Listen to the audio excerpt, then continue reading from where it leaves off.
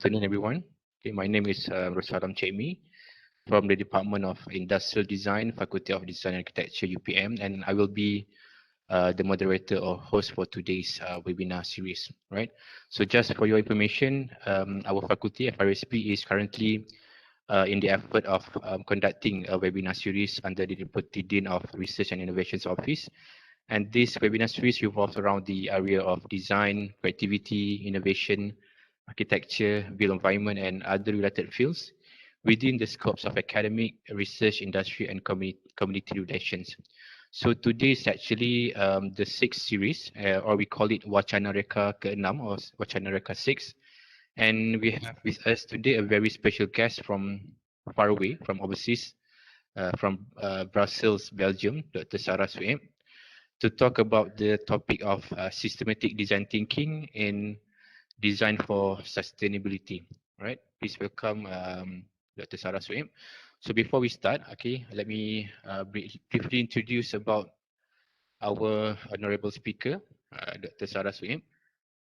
Okay, Sarah Sueb is actually a consultant and the founder of Hin Studio that is based in Brussels, Belgium, with experiences working and conducting research on user behaviors, cleaner productions, environmental impact, and sustainable innovations. So her expertise lies in the fuzzy front end of the new product development process. Hin Studio, that was developed by her, focuses on the exploring the juncture between design, sustainability, and cultural heritage, specifically in exploring values of the past as a resource in designing our sustainable future. So Dr. Sarah Sueb is actually an enthusiast about distilling complex problems into stimulating design tasks, finding patterns from mundane everyday attractions, and eliciting insight from users' explicit and implicit habits to identify design opportunities. So she holds a doctorate in design for sustainability and Master of Science in Strategic Product Design from the Delft University of Technology, TU Delft in Netherlands. And she graduated from the Industrial Design from University Technology Malaysia. Okay, just do not get confused. Dr. Sarah is actually a Malaysian and she's actually from Kedah. Which part in Kedah, Dr. Sarah? Dulu saya membesar dekat Changlun. So really Kubang Basu for those who don't know the smaller town. Right, so And from Kedah to Brussels. Okay, right. So without further ado, okay, I will pass down the floor to Dr. Sarah to talk about the topic. Please welcome Dr. Sarah. The floor is yours. Thank you, Dr. Salam, for the nice introduction and making me realize I should simplify the sentences in in my intro as well. So first of all, I would say thank you for Assalamualaikum and a very good afternoon to everybody. So today and now it's in morning here in Brussels. So first of all, I would like to thank you all of you to come to spend your time here to listen to our webinar series by UPM today.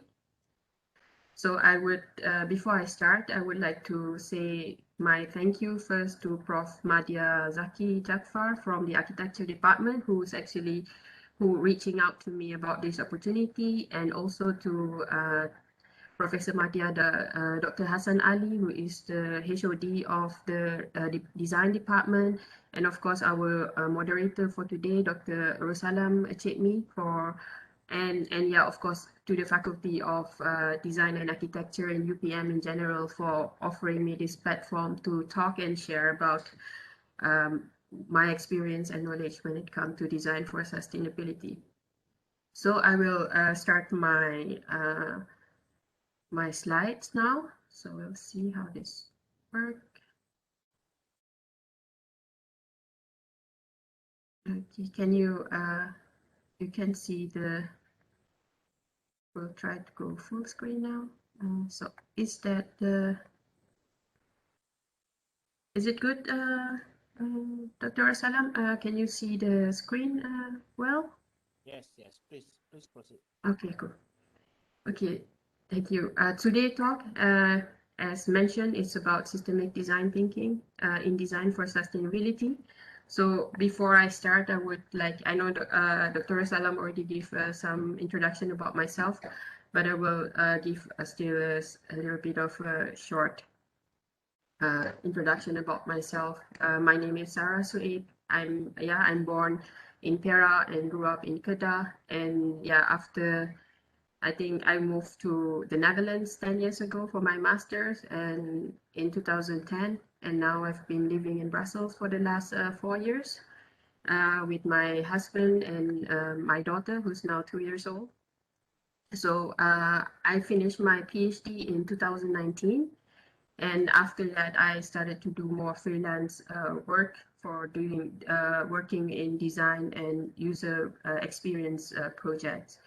And after a while, after working and doing freelancing job for a year and a half, I started Hint Studio.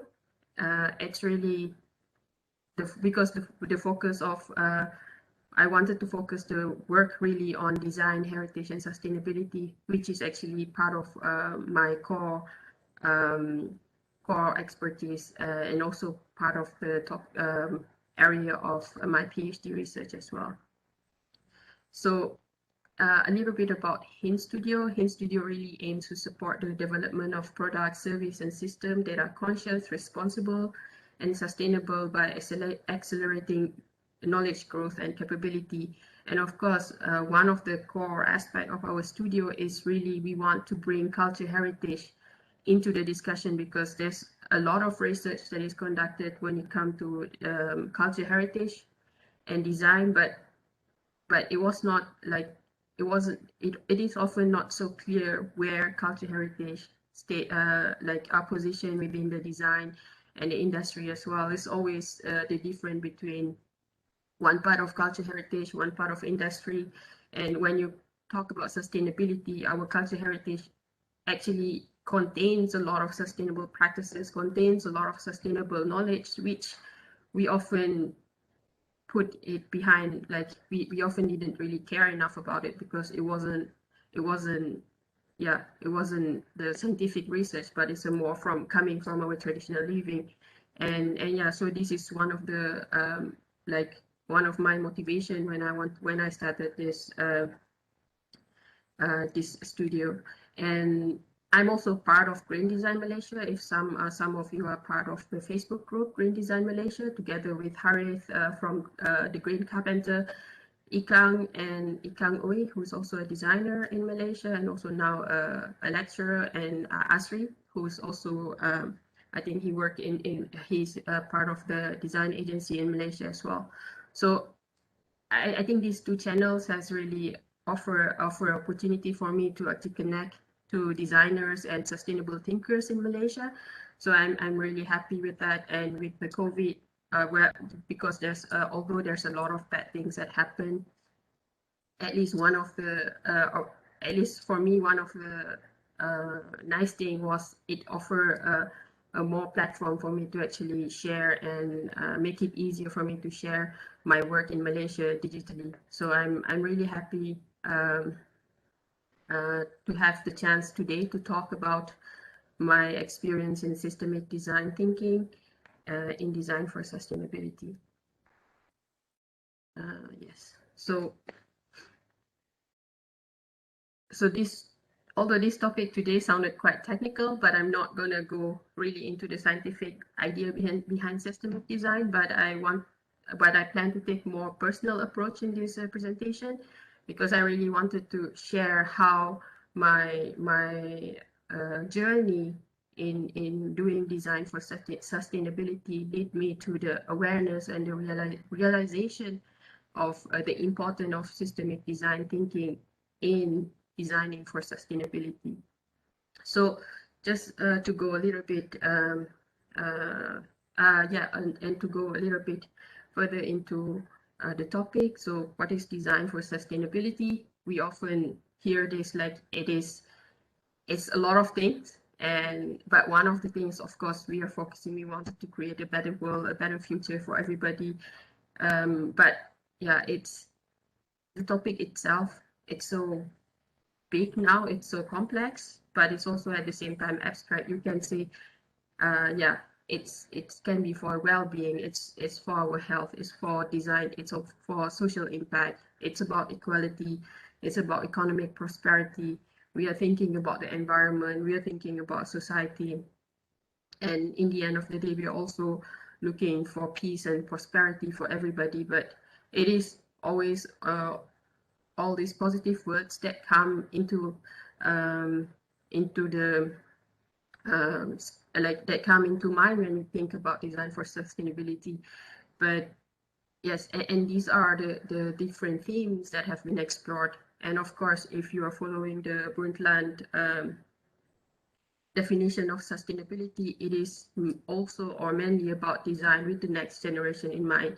So for the past 70, like I think in the 70s, when the plastic started to the plastic started to be part of our industry, there's a lot of development that's happened, but this development never really, we are excited about the future. We are excited about our capability, a human capability to actually create, to actually generate, produce a lot of different items. We have a lot of imagination of how the future will be, but we never really realized that the earth has a finite resources. It's not, at some point we need to deal with the waste that we created. At some point we're gonna run out of resources. So design for sustainability is really about designing with the next generation in mind. So you don't just design for the user, we also design for the next cycle of life of the product, and also to think of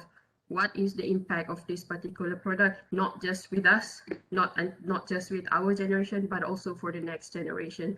And that's actually what have been the current issue about climate change and the climate crisis that we are facing right now.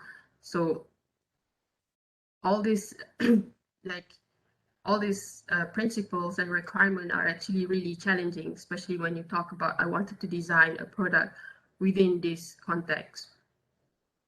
And to be honest, these challenges are only becoming more complex each time you start learning about it. Even for me, each time we start with a project, we realize there are more and more elements that we need to take into consideration, and it is very it is actually a really nice challenge, but at the same time we need to somehow find a way to manage these challenges. So before I start, I would say why, I would share this, why do I think this, the challenges are becoming more complex. I will share a little bit about my own experience when it comes to the design for sustainability. So I started really in 2009 while I was working in a local playground company in Malaysia. I started to explore sustainable material, but mainly for the construction, for the developers, because they are requesting a sustainable element in our design. And I started to learn about sustainable material. And then from that, I started to be interested in the subject, and in 2010, I did my master in strategic product design.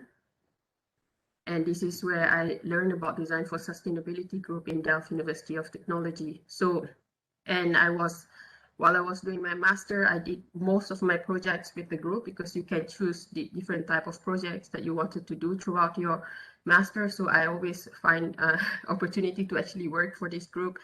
And also after I finished my master, I applied to start it. I requested and also submit my application to continue my PhD in the group. So while I was here, so there are 3 aspects of activities throughout this throughout my time in DFS. So first is really about conducting research, either for the MSc or the PhD.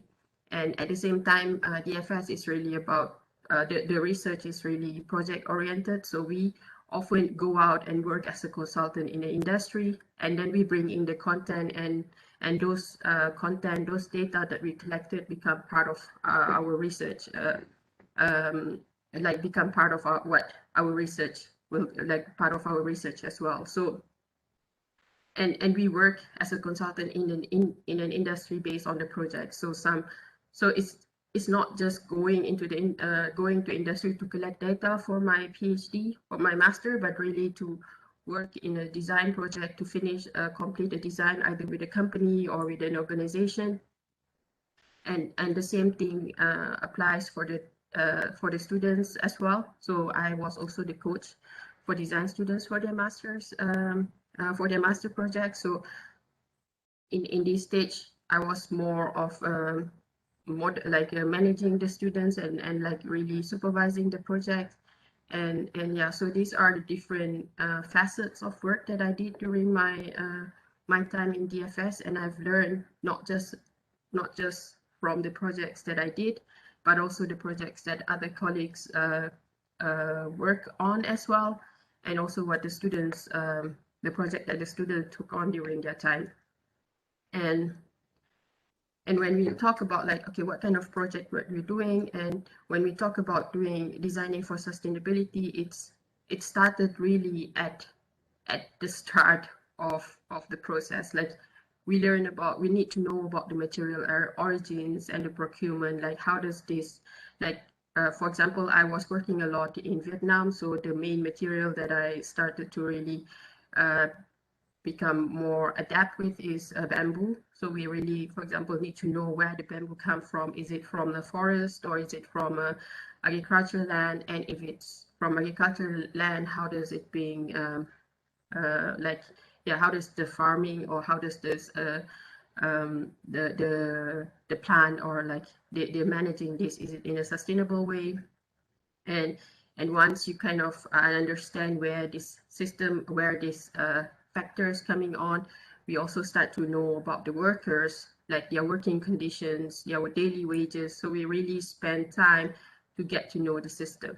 We need to know where is the company, like because in Vietnam it's more social manufacturing process, so it's actually a combination of factory and villages that is kind of having a symbiosis with each other. So we learned that, yeah, not everybody work in a factory. There are people who work at home. There are people who are not directly hired by the company, but they are actually the one that provide values to the company. So there's like all this different interaction and connection that is not visible if you're just looking or just talking to the company, because most of the time for them this is normal.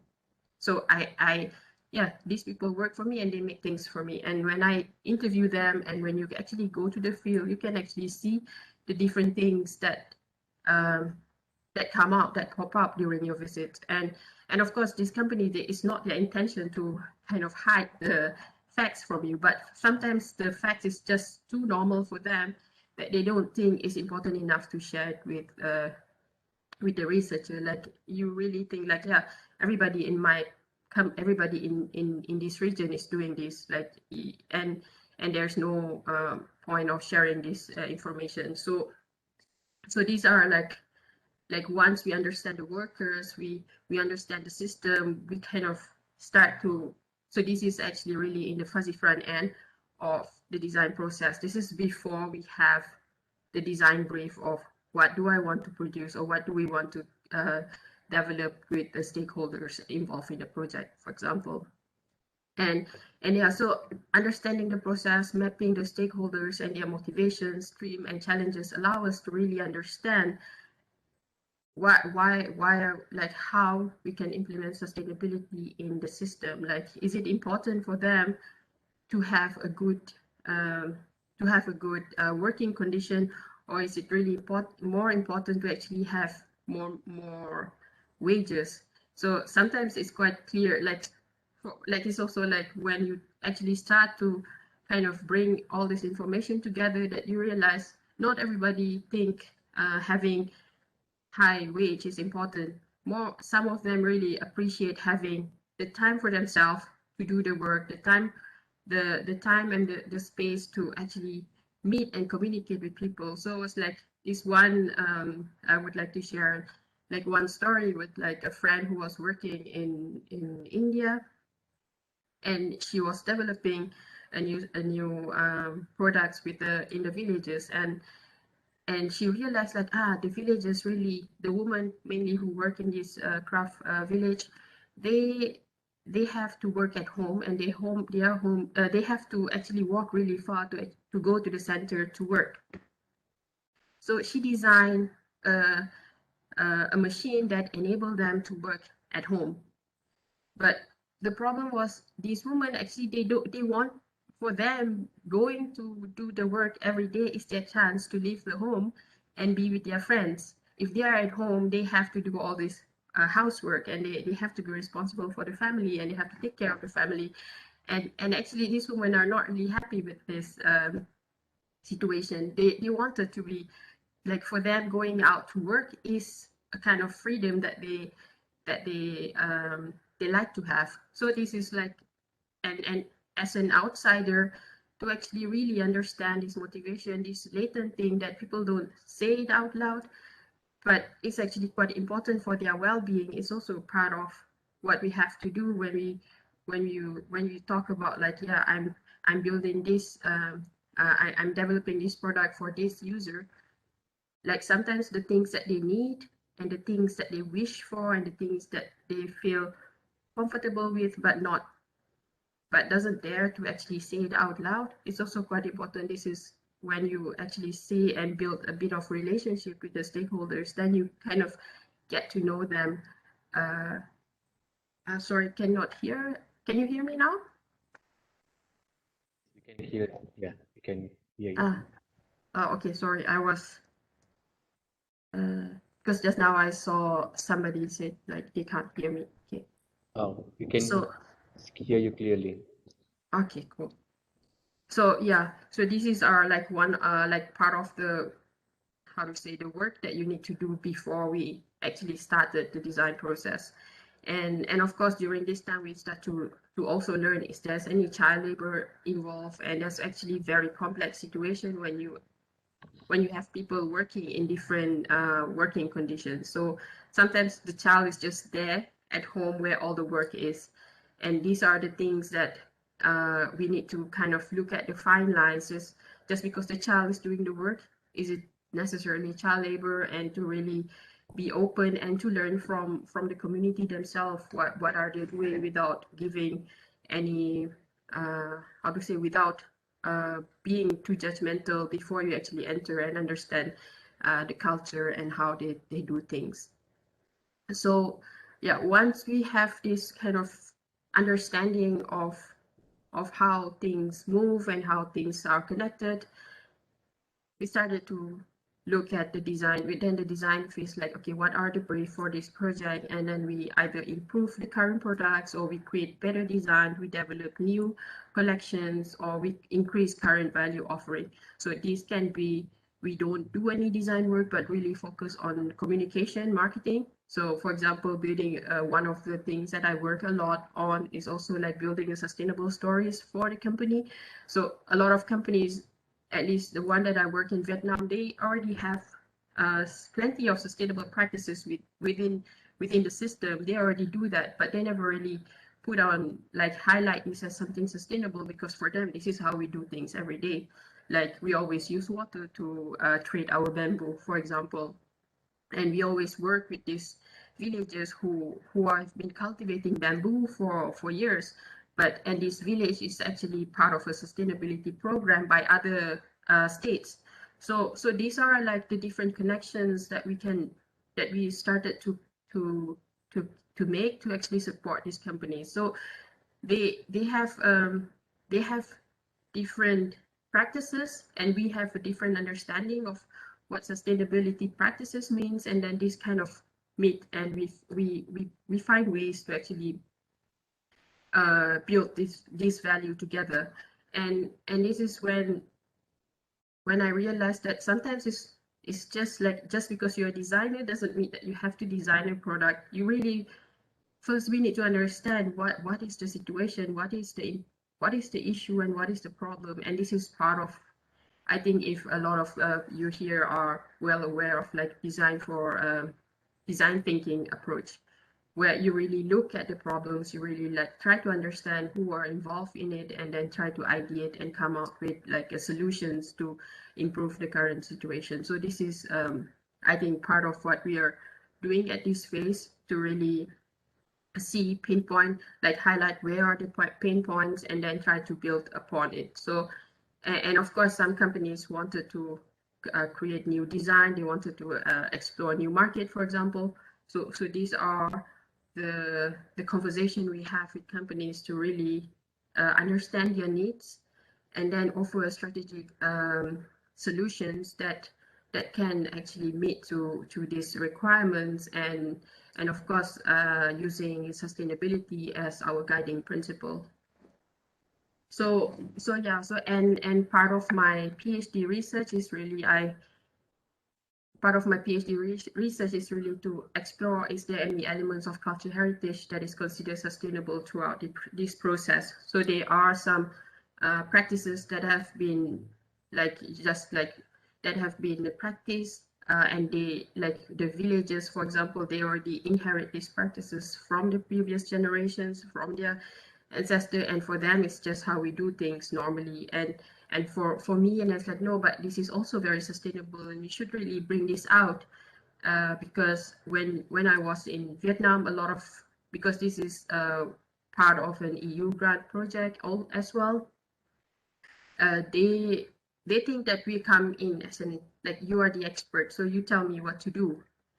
But actually they are the expert when it comes to this material. They are the expert when it comes to these production processes. And I'm trying to understand this as and to bring out what are the valuable elements of the system, the valuable element of the process that they are doing first, before we even suggest anything new.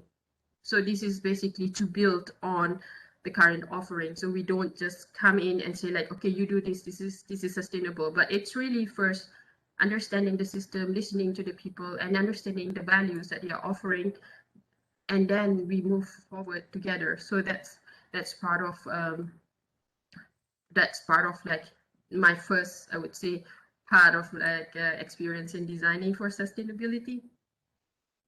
And this is like maybe 5-6 years ago, or maybe more, 6 years probably. So during this time, like the starting point is really about sustainable design and production. There's a lot of grants, there's a lot of effort that were put into designing for sustainability, producing for cleaner productions. But then if you go and talk to the companies, for them is to be part of the project, it really lies on the grants and fundings that is available for this project. So when I talk to them, would you continue doing this, or like, so more about the sustainability of our offerings, of our of the solutions. And I have to say, a lot of them say like, we need to think of our stomach first before we can think about the world, which is true, because they are these local SMEs, they are working, this is part of their living. And the question is really, we have to be realistic as well to kind of ensure how can this, like the design and production processes that is sustainable, can run on its own. And this is what happened as well. So within these like activities that we are doing in the industry, there's also a lot of papers, there's a lot of new research grants that is happening, that start to focus on sustainable consumption. So you see like, so this is the experience that I see, like how things move from design production towards consumption, and this is like sustainable consumption and way of living started to take us that center stage, and to be part of like what we are working on. Like, instead of just, we don't no longer look at designing and producing better, but we also look at the consumers, how they are living, what are their habits. And this is more on the user research work. Like, we try to understand the consumer behavior. How do people like decide what to buy? Is there any sustainable are they interested in sustainable offerings, for example, and for the past, I think, years have seen like a very high increase of sustainability. I think it's the same in Malaysia as well. And like recently, I went to a webinar by Fairtrade Belgium, so it's quite recent information that of course the international consumer habits is changing, and I think this translates to to Malaysia as well. Like we have consumers that started to be aware of the climate crisis that we are facing, like, and how we can actually improve, how they can actually change their habits, or they actually wanted to change their habits for many reasons, of course. And from the research that they've done, there's like there are 40% of people willing to purchase trade fair or organic products. So this is based on a general population of 32,200 people. So that's the sample size for this research, and more than 50% purchase products that are sustainable. And these consumers also have some demands from the industry. So from the industry, they want to know if the human rights of the people are being respected throughout the production processes. So this is where understanding where your material come from, or as a company, understanding how your supply chain work, create a value in bringing out your sustainable stories to the consumer, because now consumers are more aware. They wanted to know about this, and if you didn't do anything, then they will just go to the next competitors who actually share the stories, and they wanted to know the origins as well. So this is part of like what I mentioned earlier, like some companies didn't pay enough attention to this, of course, because of costs. There are also a lot of different challenges when you wanted to actually list down the origins of your ingredients, because of our global supply chains. And but regardless of these difficulties, the nice thing is there's actually a pull from the consumer side, and the consumer also start to want the government to make it easier for them to purchase sustainable food and goods.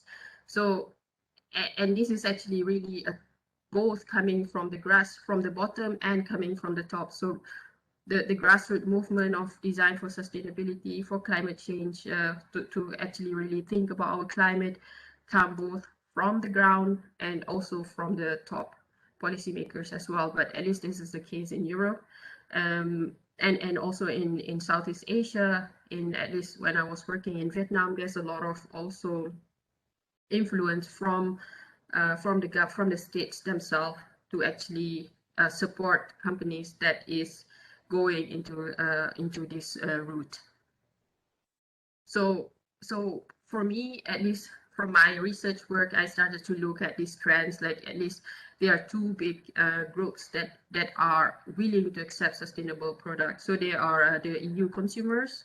So these like EU market are very open to sustainability, and I think luxury brands are losing their values because people start to want to have something conscious and sustainable, and they have to follow through as well. So these big brands, like if you see all like big brands or big companies like P&G here in Colruyt, Volkswagen, the advertisement here in Europe is always about how what are the sustainability steps that they are taking to improve either the production, either the way consumer live. So it's always revolve around this.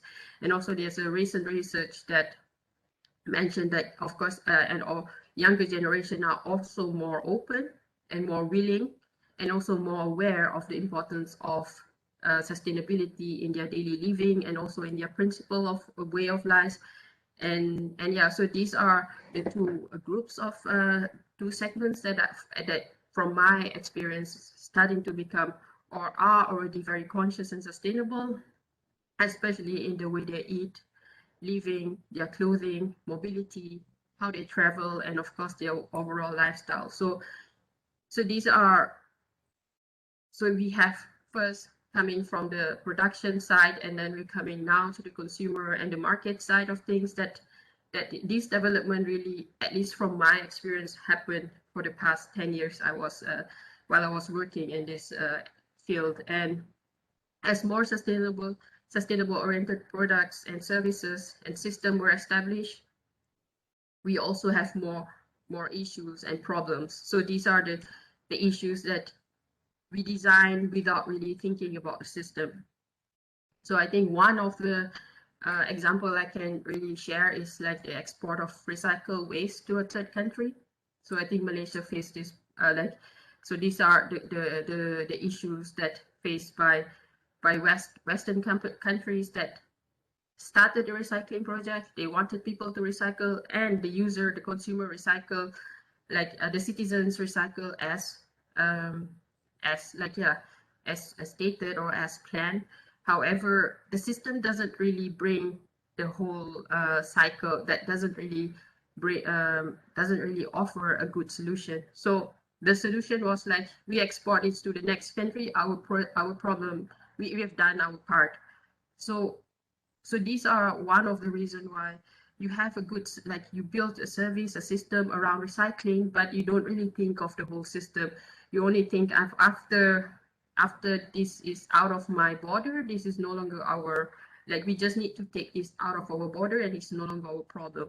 And that's of course these issues was like, yeah, it become more prominent when China stopped taking any imported waste from any country, and they have to find other countries to accept this. And this is of course and not like unacceptable in terms of when you think about developing and designing for sustainability, because you have to think of the whole system. Because if you have some bottleneck, this is where we need to first dig in, understand the problem, and then find a good solution, find a good solution to such a issue.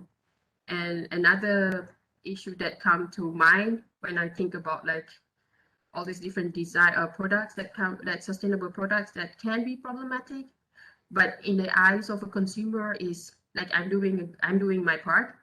So it's like sometimes the consumer already have the intention, but then the system behind it doesn't allow this intention to materialize. So there's like, for example, there's like a common story about coffee cups. So we think like, all coffee cups, they are biodegradable because it's written there it's sustainable.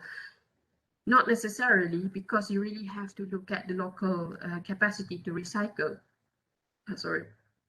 So at some point there are some areas, some events that we work with. They wanted to use they wanted to use sustainable cups for their projects, for their events, and over time you only realize that in that area they have no recycling plant for this specific material, even though it is supposed to be recyclable. It is it can be recycled, but not in the area. So you have to actually also look at the local stakeholders to really understand how the system works. And this is why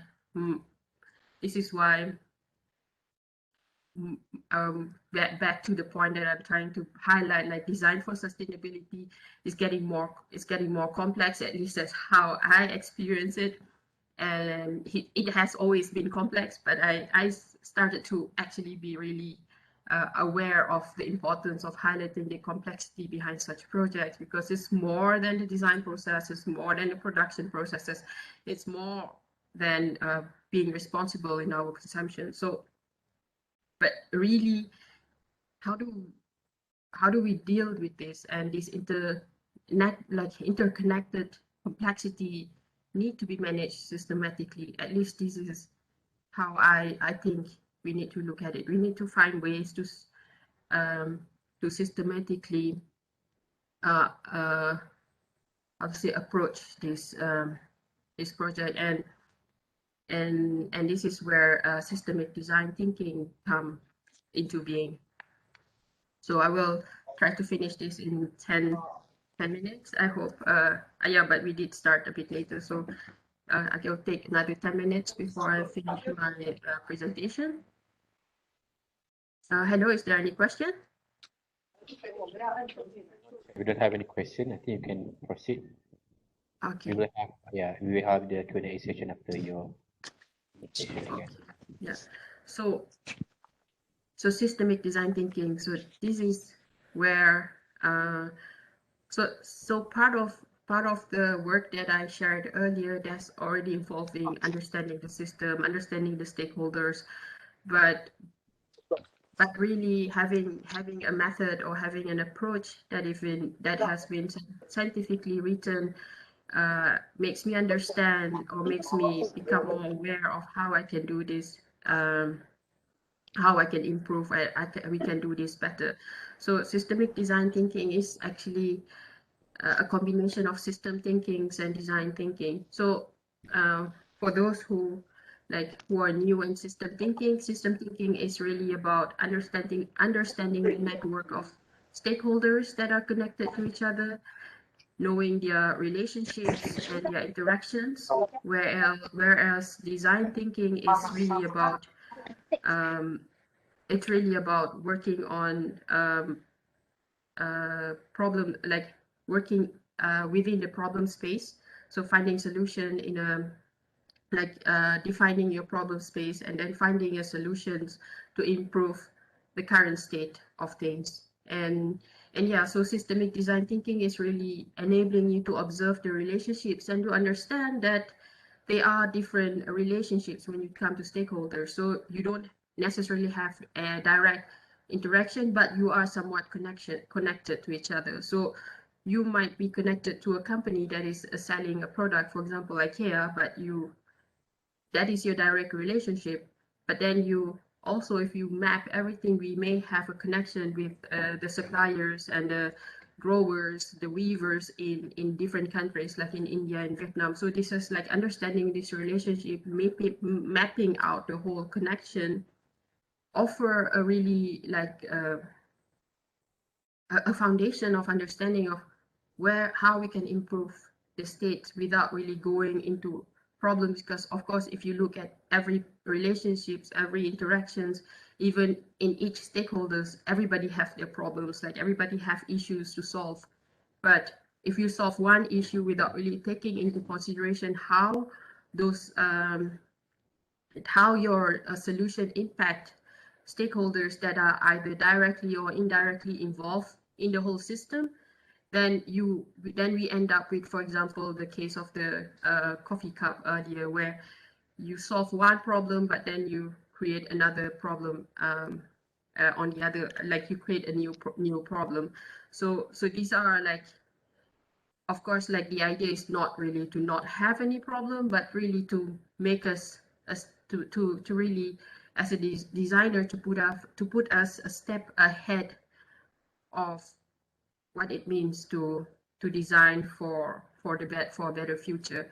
And this approach is non-linear and is a bit innovative in a way that it doesn't have a specific like how you will solve the problem, but it's really help you to frame all the different problems and then find and help you to build a strategy on how you want to deal or how you want to find a solution. It doesn't necessarily mean one solution. So that's also the thing with design thinking, because it's really coming from the design field, designerly way of working, that it's usually quite possible that you are looking at one kind of solution, but when you look at the systemic design thinking, you will see all these different solutions that are possible, and it doesn't necessarily just means a product. It can be a product, a service, a system, even a policy that need to change to improve the situation. So these may involve more stakeholders, and they are bringing and I learned about this approach while I was a resident in residence academic in Naman.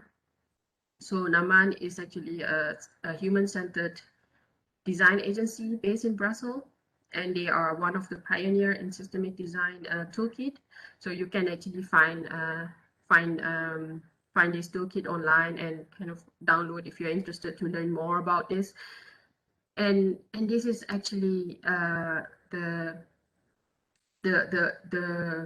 the work that they done in systemic design toolkit. So this the methodology that they developed for this approach consists of 7 steps.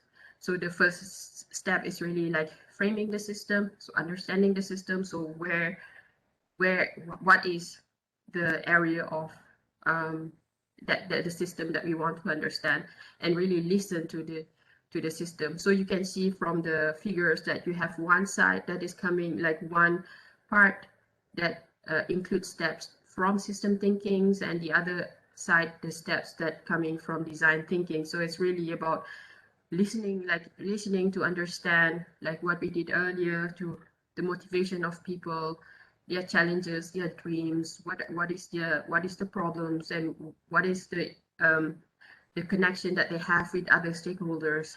And the third step is really to understand the system. So when you listen, then you start to understand without having a judgment from your own like understanding. So you really understand the system based on what you listen from, like based on the data that you have. And then you go back to design thinking, where you define the desired future. So this is where for designer is really about the design brief, to really understand what are we doing here, and how we're going to improve this situation. And we go back to the system thinkings, where you explore the possibility space. So this space can be different. Like this is where I think when you think about system thinkings, it's really thinking about the space to improve the system, and it can be and it can be very broad. And then once you have the possibility space, you start to design the intervention model. So it's like a strategy to how we can make this work, and then fostering the transition. So there's like a different aspect of this, especially in fostering transition, because you're talking about changing a system. So when you change the system, we need to be aware of the transition phase. It can be 6 months, it can be 4 years before you actually reach to where you wanted to be, because you understand like the different needs and different what is important for each stakeholders, and then you try to kind of nurture this change slowly without pushing, like, you know, it doesn't happen overnight. You don't change everything overnight. So it's always have this transition period, because if you learn about system, it's really like you try not to create a shock in the system, because then you will have an adverse effect. So you try to really build and nurture the transition within the system. So this is at least part of what I learned from Naman. But of course, you can contact them and like check them out to really understand, like to get more information about this approach. And yeah, so within systemic design thinking, of course, you have a collaborative, how to do it is really about collaborative co-creation session among stakeholders. So what you do is you bring everybody in. So it's not necessarily in one go, but you bring everybody in the system and you co-create together. So it's not just doing research among the stakeholders, but really they themselves are part of the solution. We brainstorm when we co-create the solution, finding like exploring each other. So it's like you usually have a lot of stakeholders. They are more often than not really like have their own needs and have their own wishes, and these are important for them. But then once you bring everybody in together, well, now not necessarily in a room, but more in like in a session, when people start to talk to each other, you start to learn like, yes, I have my wishes, I have my dreams as well. Like just because you are you are the policymakers doesn't mean that everything you do is wrong and you're trying to make my life hard as a user. So this collaborative co-creation session really bring out like allow people to understand each other, and kind of we started to really think of, okay, how do we improve the situation, not just for myself, but also for the other people involved in the session. And of course, this, what I like, at least my personal view, is like this approach make the system, the stakeholders and their interaction tangible, because you really build the whole interaction, map them out, and it become tangible, that you realize, I'm actually connected to this group of people more than I think of. Like they offer so many different value in my way of living that I never really think about. So these are when you build something, like, yeah, it's really about building something together. But of course there are different ways of how people approach this method.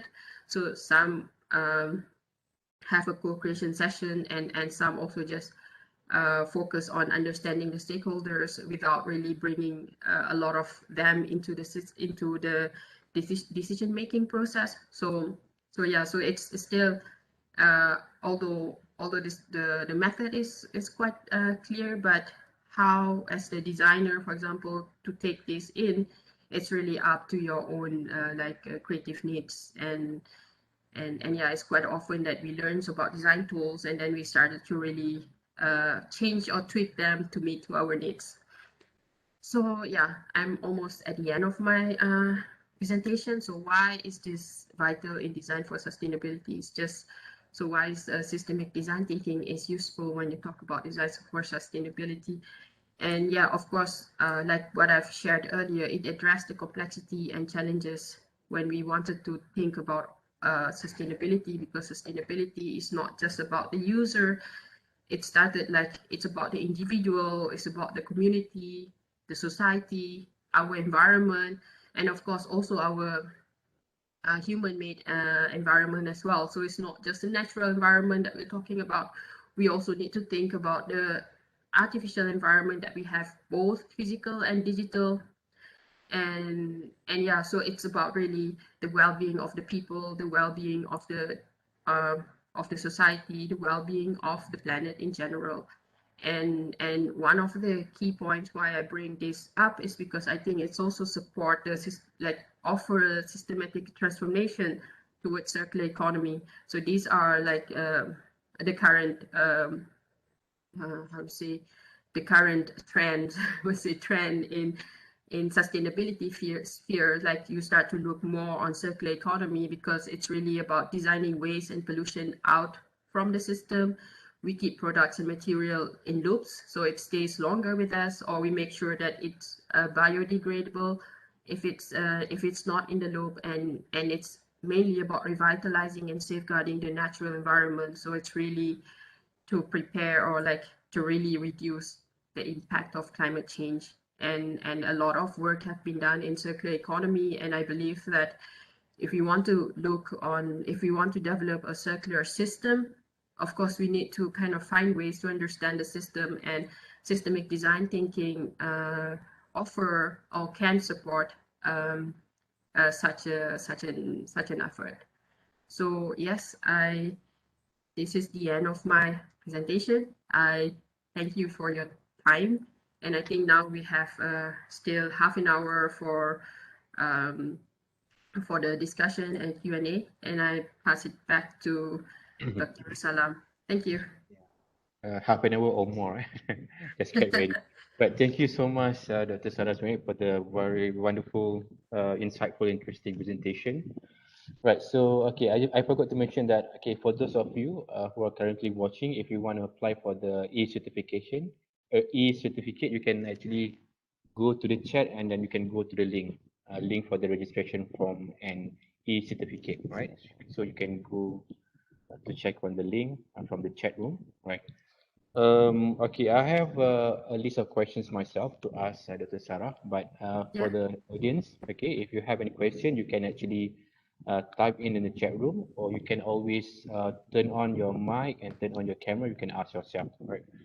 So we're gonna wait for the questions to be included, okay, by okay, yeah, some of my friends also from another university, Dr. Jamil, Dr. Johan, right? Okay, so that we can see that we have many sustainable design enthusiasts among the audience as well, right? Okay. Okay. I have questions regarding the methods that you somehow introduced. Okay, about this approach. But before that, maybe just a little bit on the sustainable design approach itself. Because when we talk about the sustainable design, it relates to the green design, eco design, and it has become like a compulsory keyword when we talk about the function of design towards the environment we live in, right? So it's Yeah, like it's become something that we must actually include in our everyday design decision. So in Malaysia, we can always see the positive exposure, exploration, and adoption of sustainable design into the major design decision and application. And it's actually a very good progress and a good growth. So yeah, as a practitioner, okay, as a practitioner, it's very good to hear it from you that because you have the knowledge and the sustainable design approach, and then you're running your own studio that I think revolve around that area as well. So sustainable design scenario in Malaysia, how is it different from what you can see in Europe? Maybe in particular in Belgium or some part of the Europe. So what do you think that is lacking here, and what do you think we can somehow improve? So basically about the I comparison. yeah, I think thank you for the question. I think that's like one big difference that I see here in Europe is there's a lot of policy coming from the EU Commission, not necessarily from the Belgium government, but really from the EU side, like the EU Commissions, because there's a lot of fundings, there's a lot of grants, especially now they have the new Bauhaus movement. So it's really about designing sustainable products. There's a lot of uh, funding going in the EU green plan.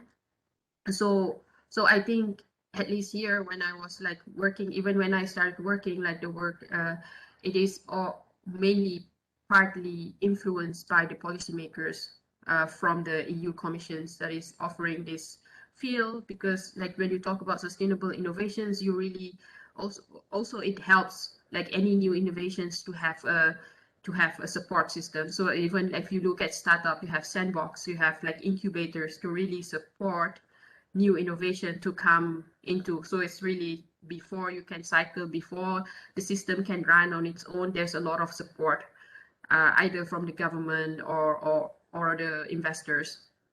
And and this is what I see here in Europe. I have to say, like frankly, a lot of the green, the sustainable innovation are influenced by the policymakers themselves. And this is actually when I started to look in Malaysia, and I was also working in Vietnam. So Vietnam and the Philippines are two of the countries that I think started in Southeast Asia that has a sustainability effort, that like started to have sustainability effort within uh, their policy, within their programs. And I can see this two times. Like I think when I was I visit a lot of trade fairs, mainly Ambiente and Tendance Lifestyle in Germany.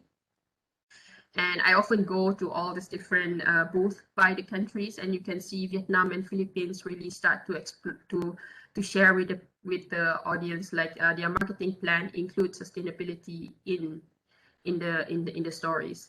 Whereas I think in Malaysia, what is lacking is really the top up, the policy makers. Like if you, I think when I was doing some research, I started to look at my SMEs, and they have all the different lists of support that they offer to local SMEs, and sustainability actually is the last one. And yeah, so but if you look on the grassroots movement, for example, like in Malaysia, you can see like I was like, when that's also one of the thing when I started to work together in Green Design Malaysia, I started to see was there's so many groups, there's so many initiatives in the grassroots level that is focusing on all the different aspects of sustainability, be it like agriculture, like you have people who started their own farming way of farming at home, or farming sustainably, like how to do permaculture. And you have companies that are looking at sustainable designs. You have a lot of also like academics who share these informations with the with the audience, with the public. So there are a lot of works that is happen across the board, but I would say one main point that is lacking is coming from the top. Yeah, so probably what I can like, yeah, that's Yeah. the observation that I have. Yeah. Feel free to disagree, or if you think otherwise, because it's really I really, it's really based on my experience Yeah. doing of learning from others as well. Yeah. Okay. Thank you so much for the first question. Okay. I think we have one more questions from the audience here. Okay. From Adib Okay. Azman. So Adib, you want to ask the question by yourself, or I can read it for you? Or before that, we have a question from Dr. Zaki. Is it Dr. Zaki? Hello, Sarah. Yeah, Okay, hello, Dr. Dr. Zaki. Can you hear me? Yes, I can hear you very Okay. well. I'm in the middle of another meeting, but I'm listening to your talk more than there Thank you. was just a discussion. So I'm just wondering. I'm glad that you mentioned the word understanding dreams, stories. Okay. To Yeah. me, these are the clues that the new education system should pick up on, because we are so used to when we try to get information of the parameters of the project. We often engage on the cognitive aspect, surveys, observation, empirical evidence. But the role of understanding sentiments, understanding stories, understanding dreams, it's a totally different kind of skills altogether. It involves the engagement of different faculties of a human. So I think there is a clue into what direction the new design curriculum should go to. Employing, invoking all these senses. Trying to it's a systemic design. It's about a very complicated stories. Every story is different from one another. So That's true. the skills of understanding a story, it varies from one story to another. So what do you think of the pedagogical or epistemological approach in design courses Mhm. when we talk Yeah. about this systemic thinking and circular design?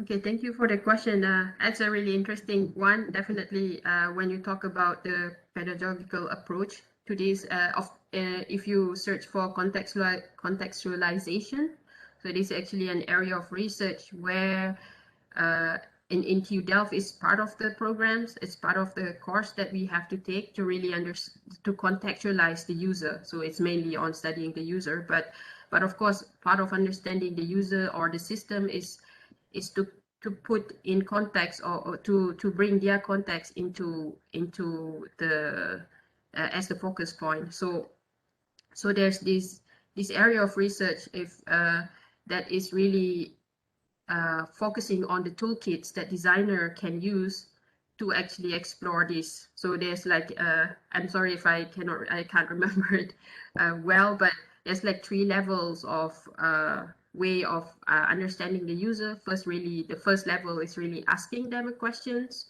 So asking about like, okay, what do you do today? How do you how do you shave, for example?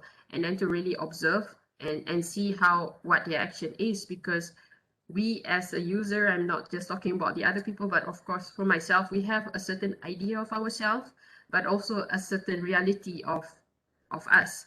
So what you say when you say about interview is really about understanding the surface, is really sharing getting the information of what people think they are.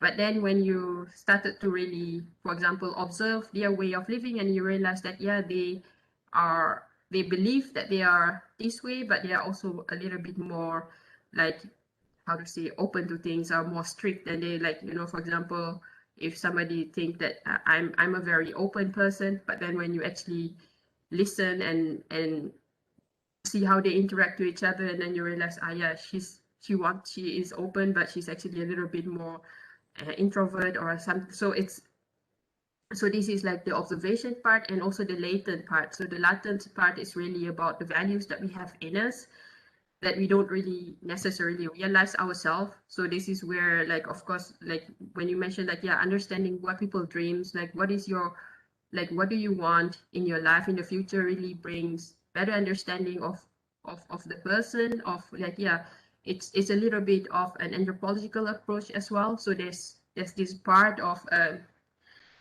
design research that is adopting different, I think that's also quite fun about also complex about design research is really there's a lot of adoption from other fields. And of course, in terms of contextualizing, understanding the user, we took a lot of skills or methods from the anthropological research. So anthropologists, but they are very much into into really look at the person and understanding a group of a community, for example.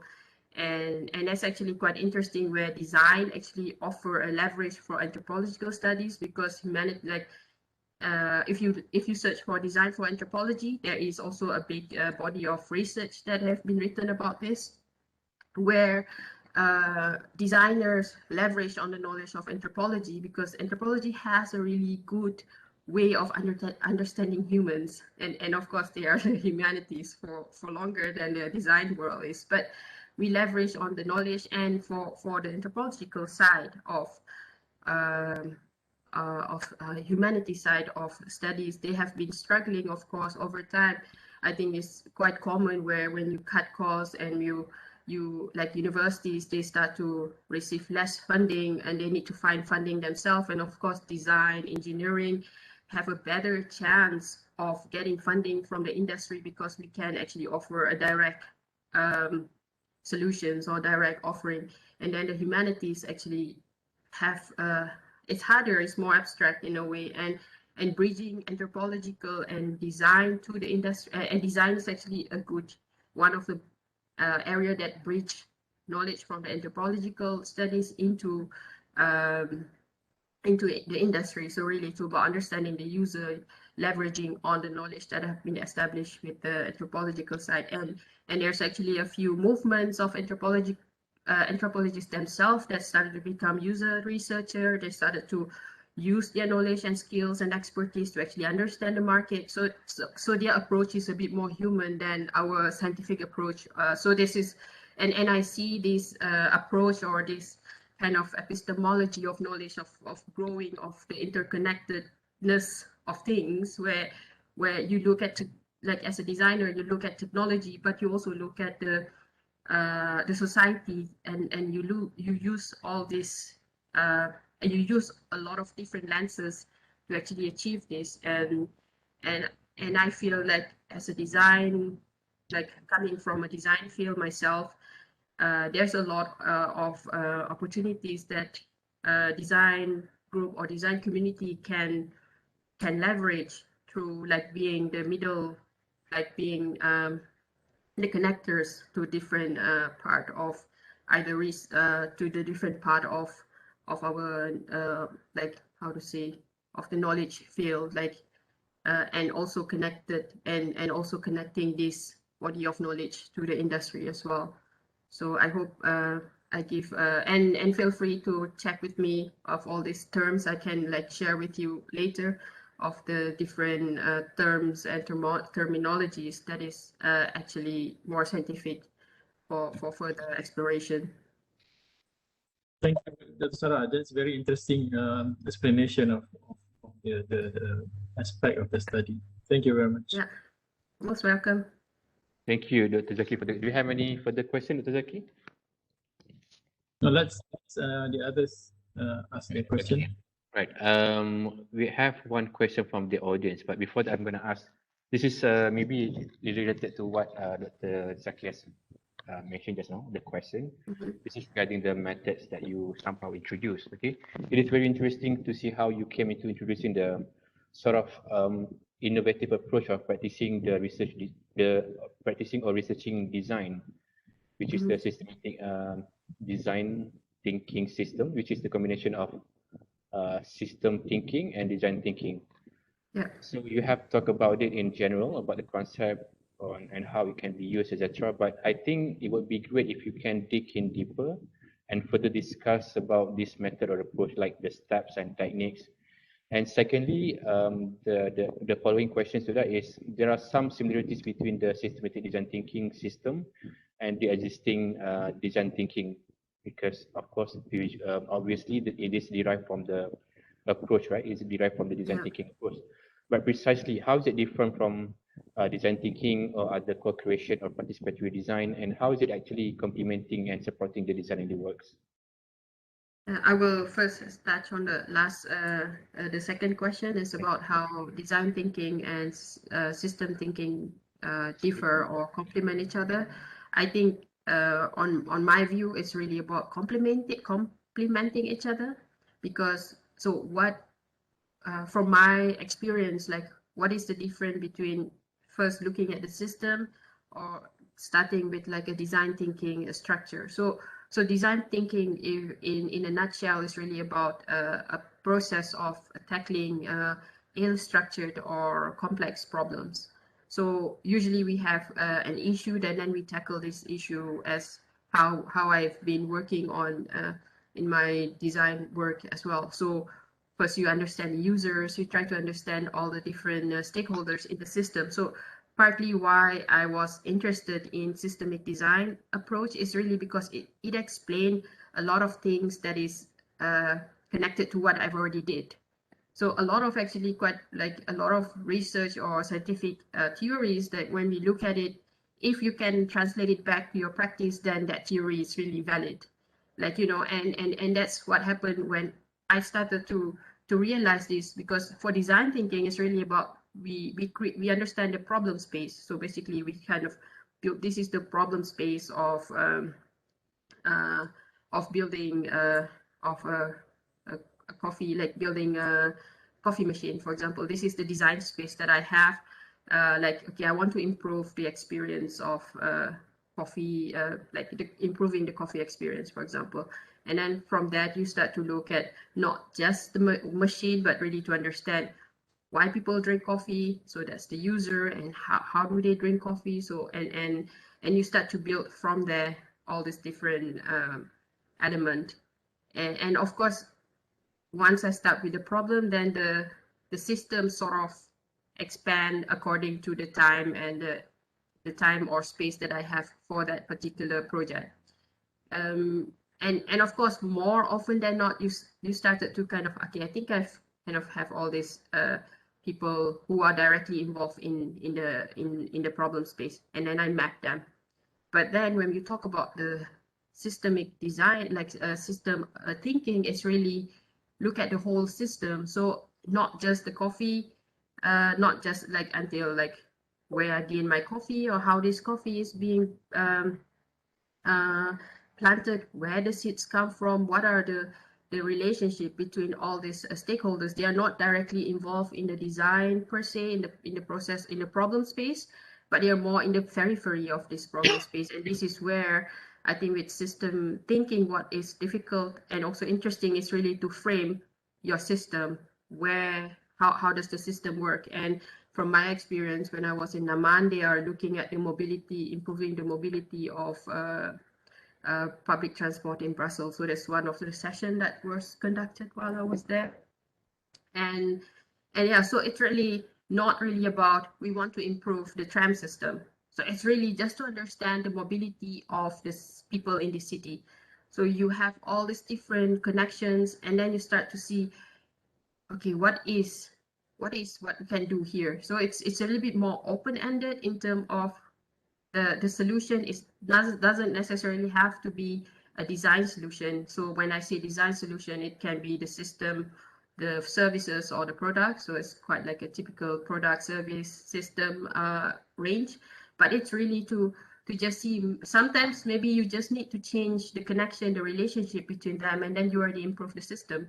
So it's bringing you out a little bit, like, to be honest, for myself, out of my comfort zone, because I'm always like, okay, if you start with design thinking, you always think of solution, but you start with system, it's really about understanding, and then the solution is actually doesn't necessarily, if you look at the system, it's really about understanding the system. There's not necessarily have to be a solution. It doesn't need to have a product or a service or system behind it. But of course, when you talk about system design thinking, this is where I find it's important in designing for sustainability, where you already, like as a designer, need to know all these different stakeholders that is involved in the whole process. because this is the requirement of designing for sustainability, you need to know all this to share these stories to either from the consumer side or to the people, to the producers, or to the to the supply chain, to the distributor. So as a designer, there are more things that need to be understood and kind of make tangible. And I find like over time, over time I realized this is what I've been doing, and systemic thinking and systemic design thinking really offer the support to actually do this more systematically, more methodologically, not just from my own way of thinking, because this is actually, I think, what is nice about design research is understanding what designers have been doing and then translating them in a more scientific way so others can follow it as well. So yeah, that's my that's so that's the first part. I think it's really complementing each other. Yeah, I think you have actually answered the question. So, but just an additional to what I just asked just now, is it? So the approach, the systematic design thinking, does it applicable to any other design area, or it is designed specifically for the sustainable design approach? Or I know that this approach has been somehow developed throughout your research that is revolved around the sustainable design, right? But does it actually exclusively be applicable for that specific area, or it can be used for what other applications? So first to add is systemic design approach is really also part of the learning curve that I have throughout my design for sustain, like doing like my field of experience really on design for sustainability. And then when I was working in Amman, that I realized that the thing that I've been like dealing with all this while designing for sustainability can be supported by using this approach. And this is why I'm sharing this today, not because systemic design approach is really my expertise, because my like I would say my field of expertise is really designing sustainability with a focus on cultural heritage. But why I choose to share this today is I really feel that it is a support, it can help designers who are planning to work on design for sustainability, but of course not necessarily this, because this is just from my experience. But systemic design thinking on its own, it's really about a method to tackle complex issues. So you can think of a lot of things now, like the challenges that we face, for example, in building the economy post-COVID. What are the different stakeholders in the whole system, and to really look at it in a realistic and I think sincere manner, that you kind of bring everybody in and understand each of these stakeholders. And that's actually what make design thinking different from system thinking. It's like if you look at system thinking, you have all these different stakeholders, you dive in all their problems. Whereas when we have design thinking, so you focus on these few stakeholders and then you dive in there. And so it's like if you map everything using the system, like you map the systems and then really use the design thinking method to actually go into each network. So it's not just one, but you understand all. And then you build, and then you find a way to kind of improve depending on what is the, what are the points, that what are our objective of the project to begin with.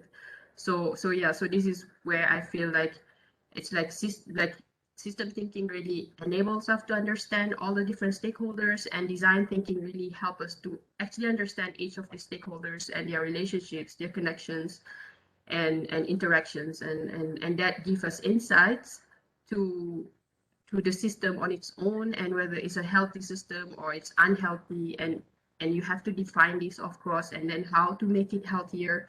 And yeah, so that's the that's the gist that I have for that. Okay. All right. Thank you for the deep and thorough explanation on that question. Okay, we have one question from the audience. I think this coming from the student. Adib Aiman Azmi. Hi, Dr. Sarah. I'm industrial design student from UiTM Shah Alam. I got a few questions to ask. Okay, about systematic design thinking. So the question is there any specific path to pursue in Malaysian university or overseas to further my studies to focus on this kind of path?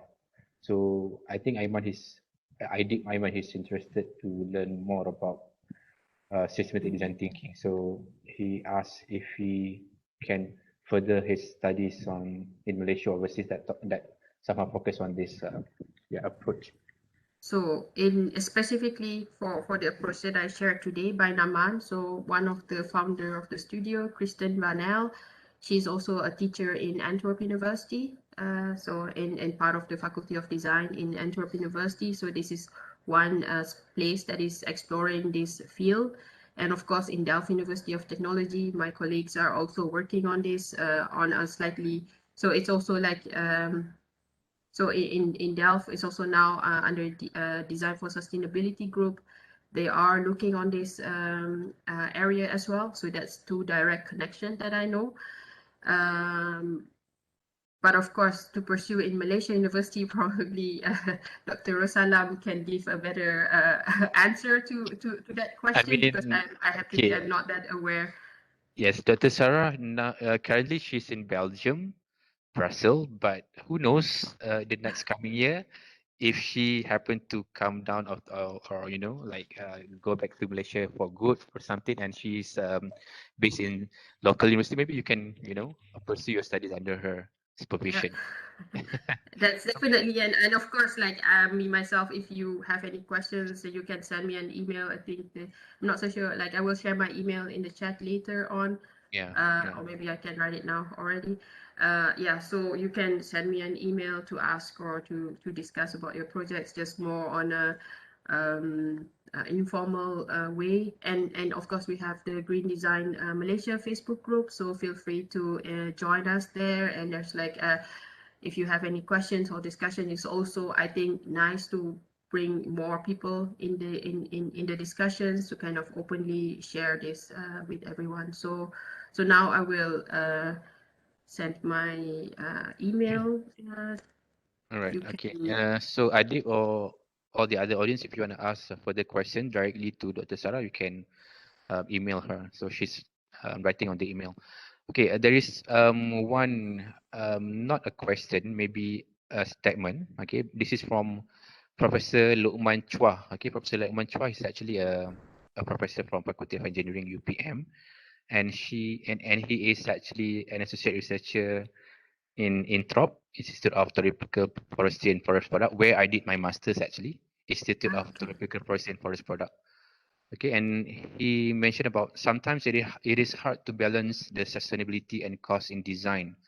Consumers may not appreciate the value of sustainability with additional costs on top of the products by the designers. So do you have any comments on this? I mean, it's not really a question, but he's just making a statement, which is quite true actually. Consumers may not appreciate the value of sustainability with additional cost, because when you have to add on the cost, people might not appreciate it because the items or the products, design or services will become more expensive or pricey. Yeah, I think I agree. It's a it's really a challenge, but also a fact that the trends is like one of the trend is like when you talk about sustainability, it become like a more premium brand or premium line of products or services. So I agree. Of course, consumer may not appreciate the cost on top of the products, but it also depends on the different type of consumer. And this is where, in terms of sustainability, I think we had this one discussion where somebody asked me whether how does you get this like all these different certificate for sustainability, and it makes me realize that apart from like not just the certificate takes really a long time, and sometimes it's not that like it doesn't really translate back when you look at the cost, the value of the cost and value of things. But what is really important is really the sustainable stories that you share, because people, of course, you have different groups of consumer, different groups of different segment of consumer, and sometimes it's important to actually strategically place your products within which area of consumer you want to target from. So So I have to, yeah, there are some costs, that incurred cost when you talk about sustainability design, but it doesn't need to be that. So this is, I think for me, this is the challenge as a designer, where you need to find this, of course, not just in sustainability, in a lot of things. When you design, people talk about cost a lot, but I think there are also a few strategic points that you can add in your design process, where you leverage on sustainability to actually, for example, use waste in the system. So if you look at like one of the company in Malaysia, Harith Green Carpenter, for example, they use waste to actually produce products. So you find values in a lot of different, be a bit more creative in getting this cost. You don't look at one product high cost, but you look more on the collection or more on the system itself. So you have one product that is high cost, but then you also use the waste from that particular product to kind of create new product line, for example. And from my own experience, there are a lot of different way that sustainable approach somehow give kind of reduce our cost. So for one example was when I was working in Vietnam. So we work with a ceramic company. So in Vietnam, they are used to, I don't know, it's like a Chinese style of vases, for example. So they're pretty really detailed detailed handwork. It's full of and it's like full pattern, like the whole area. And when we are designing for example, for the European market, they like more simplicity. So they don't really appreciate too much. They like the pattern, but really just one motif per vase, and you just need to draw one flower for just a motif. And we have been questioned by the companies, by the workers. They're not used to spend like 1/3 of their time to produce something, because they're so used to draw the whole vases. Then now they only need to draw one motif, which reduce a lot of production time. And of course, production times also in a way reduce the cost. So this is one way of like really looking at like reducing the cost in a bit more creative way. And for example, design for sustainable design approach also include compact design. So when you design for compactness, you reduce the cost of distribution costs, for example. And when you look at reusing material, making things lighter, so you really start to question your design decision. Actually, like, do I need that many products to actually achieve this function?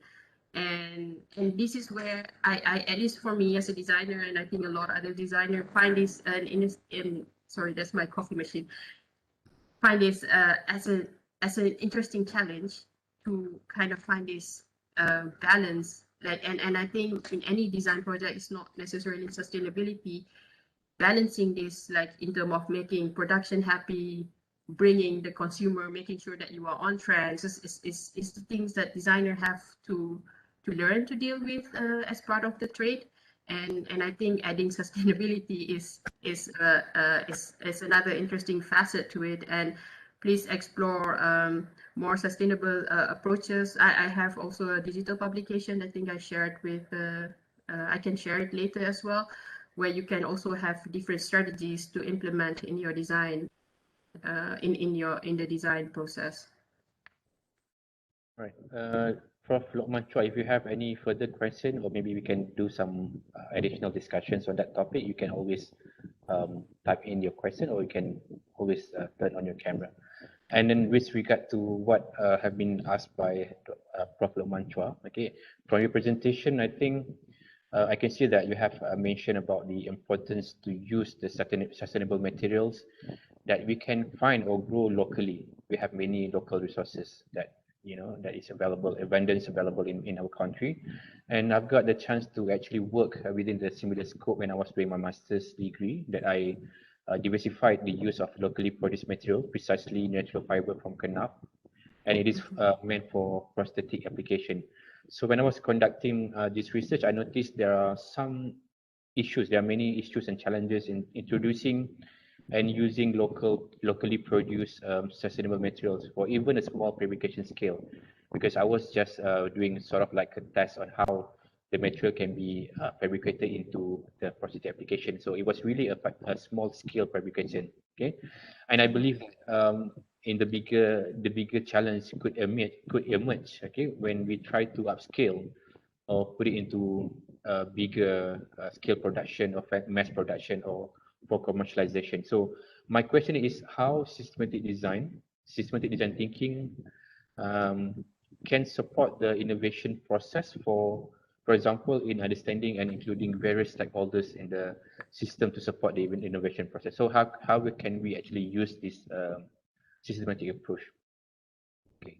Yeah, thank you for the question. It's really nice to kind of now discuss about the local sustainable material in Malaysia. Of course, knaf is one of a really interesting, but I think under interesting material, but it's a little bit under the radar among the industry. I'm not so sure, but I think there's a lot of research about knaf, and there's also a lot of push or a lot of support from the government as well when it comes to knaf agriculture. But I don't know how these are translated to the industry and of course to the market. And yeah, so just to continue with a little bit of a story about knaf as well for myself, I come to know about knaf in 2009 when I went to Maha as part of my research work for the local playground company. And yeah, I learned about this amazing product, amazing things like the grass that grows within 4 or 5 months in Malaysia is really, and there's so many values that it offers. And I think I remember that they are building also something like a fiber composite material from knaf.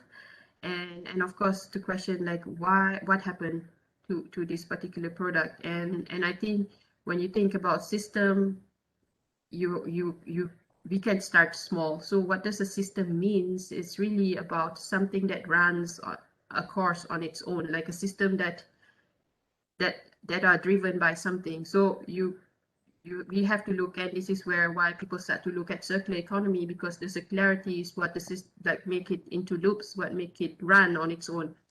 And yeah, so when you talk about how the systemic design approach can improve the development of knaf as a sustainable material in Malaysia, is really to look at, first, I know, at least from my personal experience, that we have the producer, the agriculture, and even the climate and the capacity to actually plant and produce this as an agricultural produce.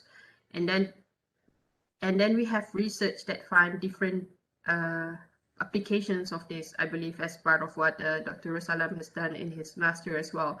So the question next is, how does this, how does the industry, are there any local industry that is processing this particular produce and turn it into a material to be used either in construction, in furniture, for example. So these are like, or for medical grade products. So it's because you really need to build on the system, and this is where I kind of find it's important to have a support from the policymakers as well, because you need to have a focus on one system and then try to make it work.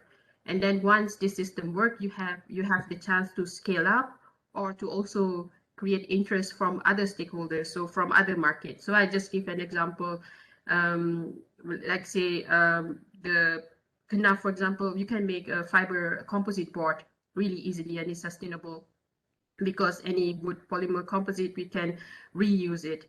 And then you need to have a company that produce it first, manufacturers that actually buy this from the farmers, and then process this to be used by designers and by companies. And of course, the designer themselves have to be taught about this material and its value and how they can translate it to the market. Because if the market didn't really need this, because it's not that they don't need it, they don't know about it yet. You know, so this is when you talk about innovation, you're talking about sometimes market that don't even know what they need. But how do we introduce this? Of course, you have a lot of different ways to introduce this, by having a group of people that work together to kind of push it out into the market, make a lot of promotion around it. And this is where the system, understanding the system and the lack of a system, for example, in this situation, a lack of a system that need to be built.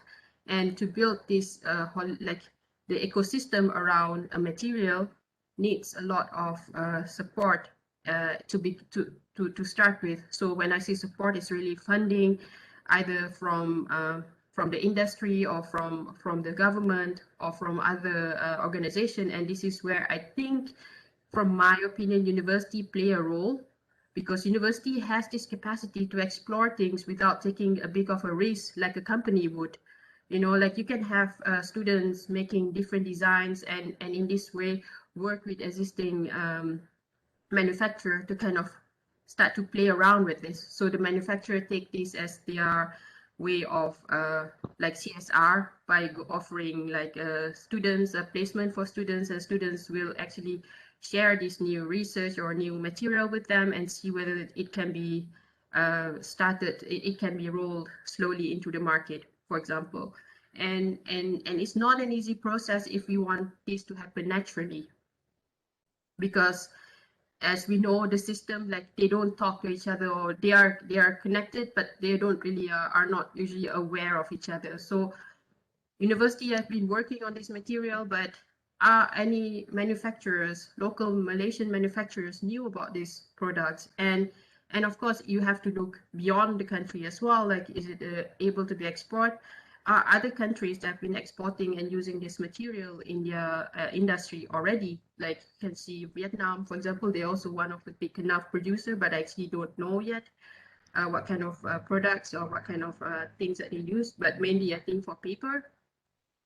So these are the things that we can understand the system, but we can also build a system around it. And we start with a small, at least from my view, is like it's okay to be small as long as it runs on its own, rather than like, you know, you have a lot of aid, but then the problem with like getting funding is like when the fund ends, what happened to the project? So that's always the things that we try to think of the sustainability of the project. So to think about this, you need to understand the system and build a system that works. So I think it's probably a research on its own to how we can nurture such system, to develop such system. To show that we actually have abundance availability of the local potentially sustainable material like kenaf itself, we have this one special board meant for it. We have this Lembaga Kenaf and Tembakau Malaysia, or the National the National Tobacco and Kenaf board. Okay, we have that specific board meant for that specific commodities actually. And then going back to what we have mentioned just now about the role of university, of course, I mean, in making sure that research outcomes could be benefited by the people at large, for example, we need to work hand in hand with all the stakeholders who involved directly and indirectly in introducing and implementing the sustainable design to our society, right? So the concept of maybe quintuple helix innovation model that focuses on the interactions among 5 key elements of society: academia, industry, government, and culture, and the environment, with respect to the harnessing knowledge to promote social, political, and economic development. So in this case, before we go too much ahead, maybe we can talk within the scope of university or academia first. Okay, and just now you have mentioned about the role of university, in particular to the perspective of sustainable design approach. What do you think the role of university or higher institution, especially design school, that is served to become the catalyst or to accelerate and stimulate the innovation within the scope of sustainability?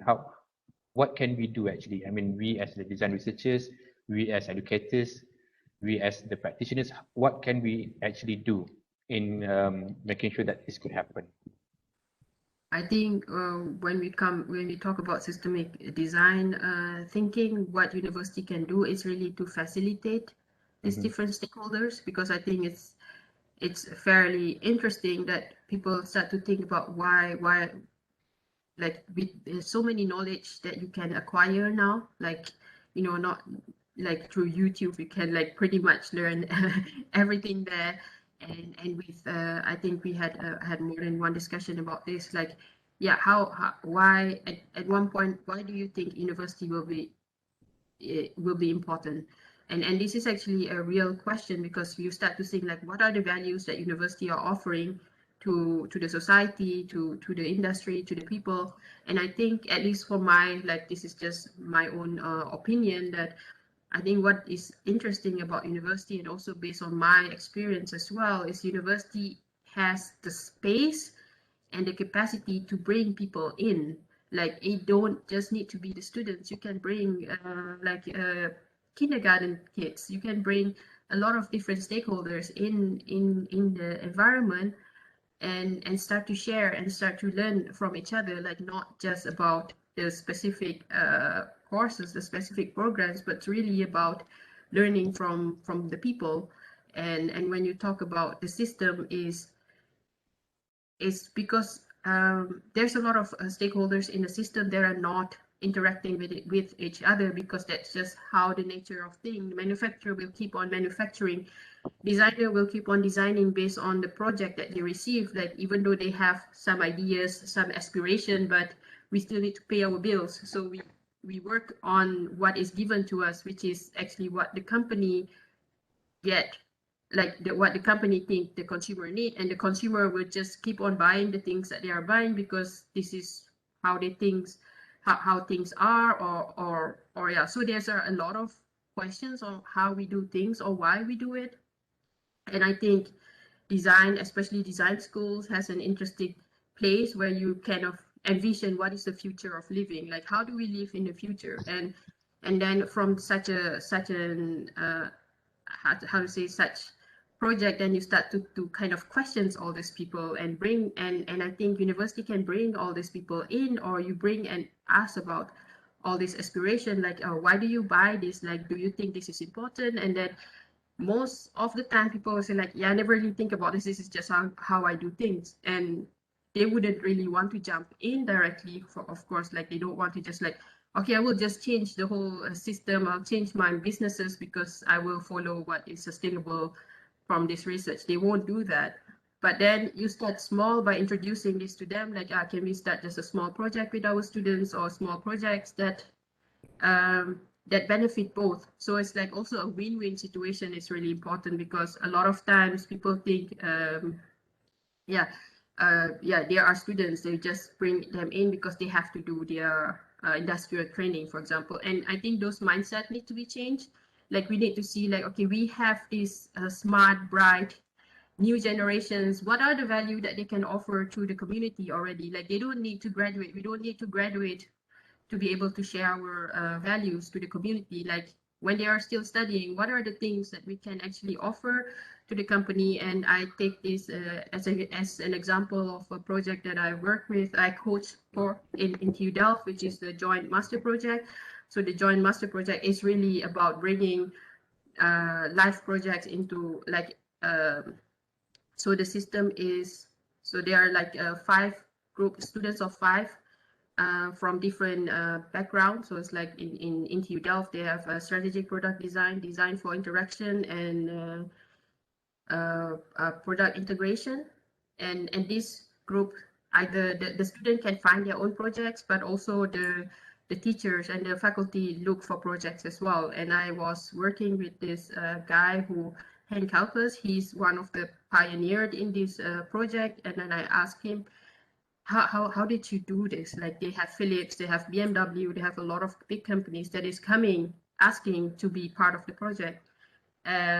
So one thing was, companies need to be aware that this is a student project. So they have like students, they have to follow a certain, like students need to follow a certain requirement for their courses, like the things that they need to do. But at the same time, this company also know what they need. They want to explore new innovation things. They want to explore new consumer base, and having this student doing their work for them actually benefit them, because they don't have to hire directly like a professional yet, unless this field has been verified. And of course, this company have to pay a certain amount of fees to the university themselves. So there's the thing about doing things for free. Usually it's not really valuable, because then the company don't think really carefully what they want. Like, it's free, I'll take it. But if I have to pay 3,000 ringgit, for example, for a project, which is minimal for a company, for a business, well, there's also like, okay, and then I will pay more attention to it because I've paid these people to do some work, and it's not as high as the normal professional designer fees, because this is of course done by the students, and for me as a design as a coach for such a project, it gives me a different way of working with the students, that I really need to understand the company as well myself, link with the supervisor from the company to really understand them, and of course sharing the objective together. So when I talk to Hank, like how do they start, is like, oh, of course, like in the first year they really have to find like really go to companies, but of course nobody want to give projects to students, of course through network, like, yeah, so it takes time to build the confidence, to receive confidence from the industry.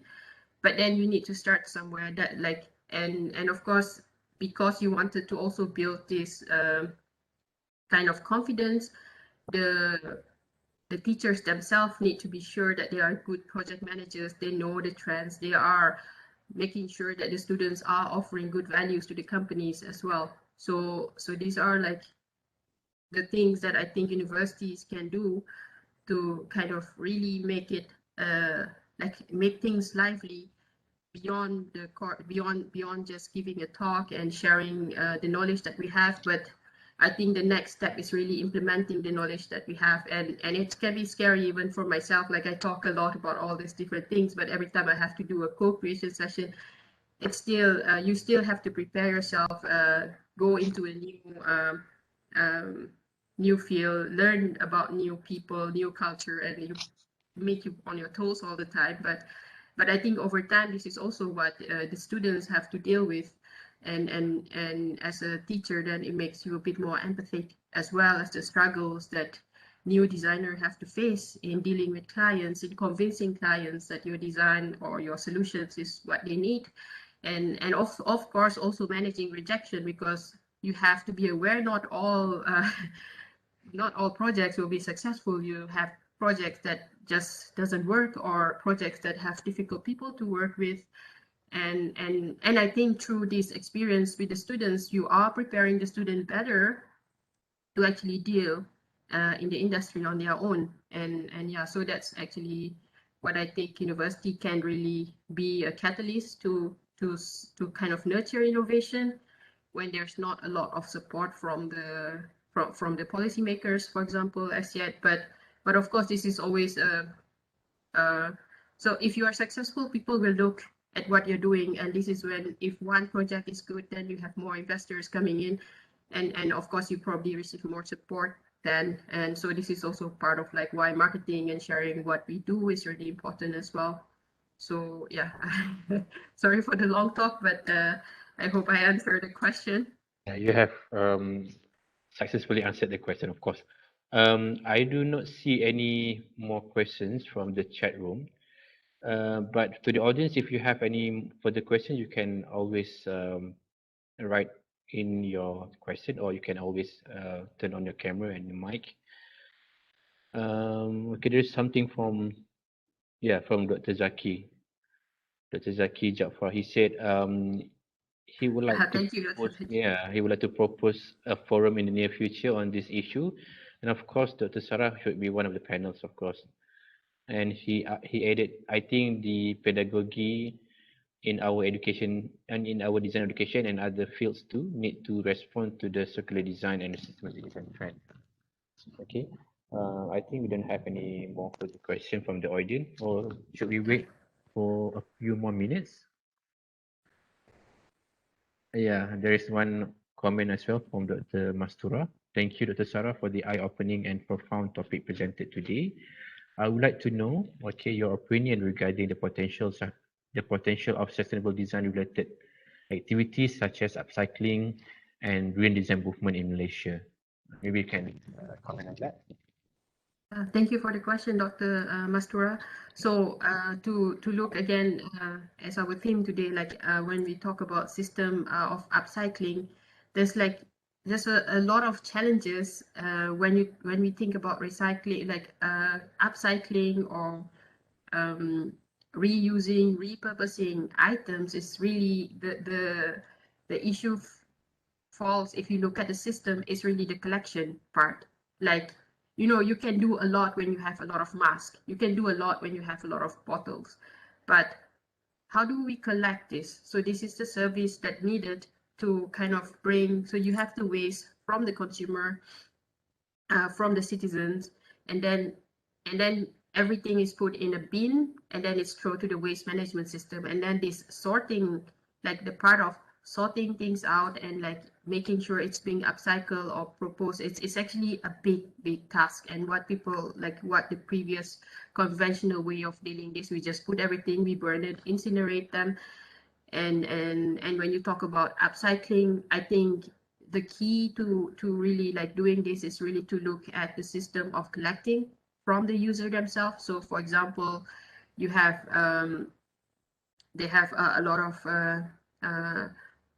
so things that things that we can upcycle, for example, clothing. So how do you collect clothing? And of course, when you talk about making, like manufacturing, remanufacturing clothing into different fibers, then you need to do a lot of sorting. So sorting type of, like either it's cotton or it's a mixed polyester.